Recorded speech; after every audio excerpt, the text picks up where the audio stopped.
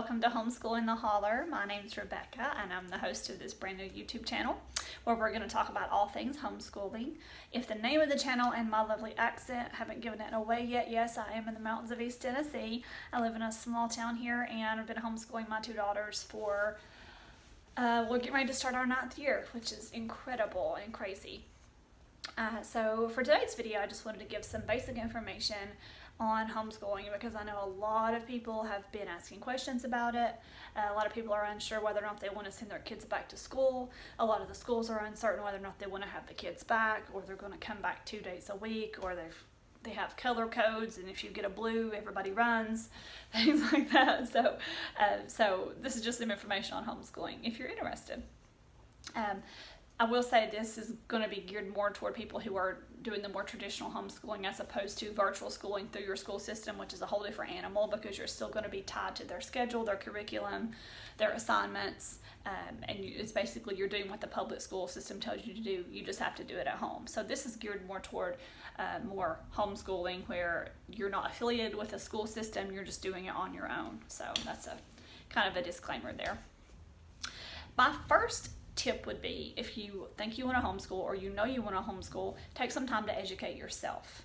You can run to Walmart and buy some workbooks and throw them at the children and just jump into this headlong and be very successful, but it's really better if you take the time to educate yourself about it a little bit. I know I started reading books when my oldest daughter was 3 and 4. I started reading books about homeschooling, talking to people, reading blogs, looking at websites and things like that to kind of learn about the actual process of homeschooling before I started doing it. 2 books that I would recommend everybody read before you start homeschooling or while you're starting. The first one is called The Ultimate Guide to Homeschooling by Debra. She's got some great information. She was homeschooling before it was even a thing. She tells a lot of great stories about her family and things they did that worked and that didn't work. So that's a great resource. Another book is called The Well-Trained Mind by Susan Wise Bauer, and that is geared more toward what they call the classical method of education. And I actually ultimately didn't really go that direction, but I still got a lot of good information from that book. So I would recommend that one also. And if you read a book and they're talking about a method that you think, oh, that wouldn't work for my kids, you can still pull things out of it and say, oh, well, I don't like the way they approach math, but the way they teach history is great. So you can pull that out. You can get ideas from any resource and use it in your own homeschool. Another thing that I always recommend, which unfortunately you can't really do this year, is to go to a homeschool convention or a curriculum display. They've all been canceled this year. There are 2 really good ones that I've gone to several times in the past. One is called Great Homeschool Conventions, and another is called Teach Them Diligently. And those both take place in cities all around the United States. And I've been to those before, and they're very, very helpful. They'll have speakers on all different topics, whether it's how to get started homeschooling, how to homeschool a high schooler, how to help a struggling reader, how to help your child's spiritual growth.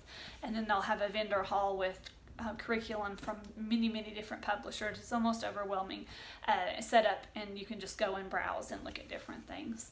So I recommend doing that if you can. Unfortunately, this year it's not really possible. Another good way to get information is to make some friends in the homeschooling community.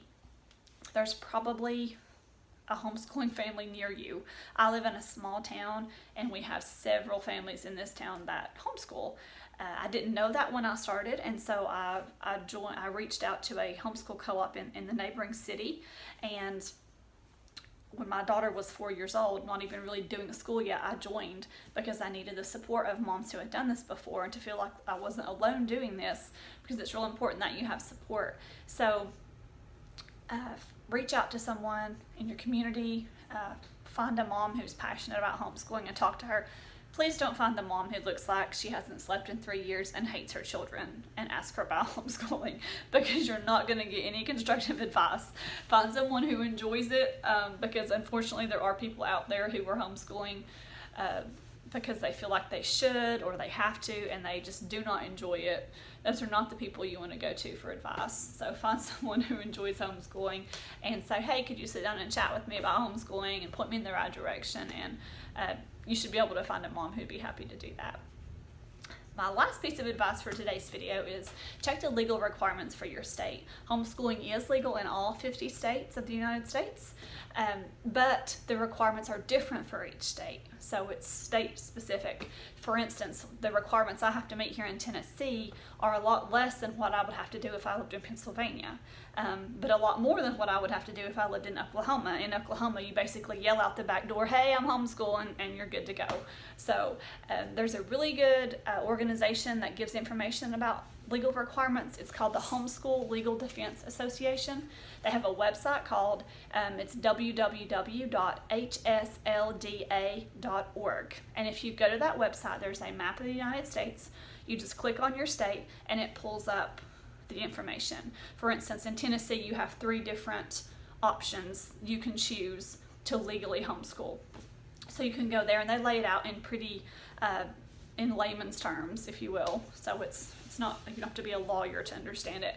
But go to that map and check your state and make sure that you are satisfying those requirements when you start homeschooling. I hope today's information has been helpful. If it has, please hit like and subscribe so you can get new content. And I hope to see you soon.